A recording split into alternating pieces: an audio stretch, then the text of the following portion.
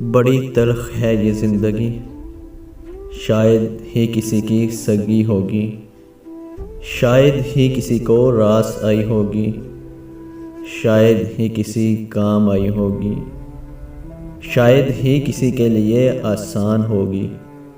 ساری عمر کسی کے ساتھ اچھا کرتے رہو، لیکن کسی مجبوری سے ایک بار ساتھ نہ دے سکو تو ساری عمر کی اچھائیاں کنویں میں گر جاتی ہیں، ساری عمر کی ریاستیں ضائع ہو جاتی ہیں۔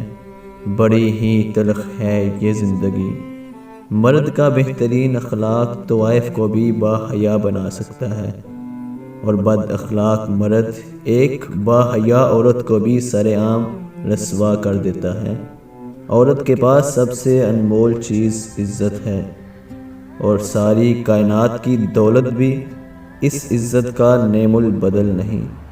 جو لوگ عورت کی عزت کرتے ہیں، بھلے وہ طوائف ہی کیوں نہ ہو، زندگی میں رسوا نہیں ہوتے، اور جو عورت کو حقیر جانتے ہیں وہ ہمیشہ ذلیل ہوئے۔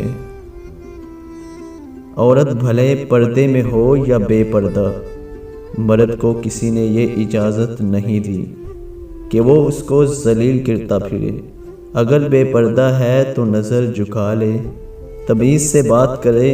عورت ایک بے حیا شخص کے لیے بھی جان دے سکتی ہے اگر اس کا اخلاق اچھا ہو، اور ایک باحیا مرد کی جان بھی لے سکتی ہے اگر زبان کا برا ہے۔ مرد اپنے بہترین اخلاق سے پہچانا جاتا ہے۔ جب کبھی زمین تمہیں تنگ لگے تو آسمان کی طرف دیکھنا اور نم آنکھوں سے مسکرانا اور کہنا، اچھا تو ایسے راضی، میں بھی ایسے ہی راضی۔ عورت جب کسی مرد سے محبت کرنے لگے تو وہ ان دو چیزوں کی ضد کرتی ہے: ایک تم سے نکاح کرنے کی ضد، دو تمہارے روٹھ جانے پر تمہیں منانے کی ضد۔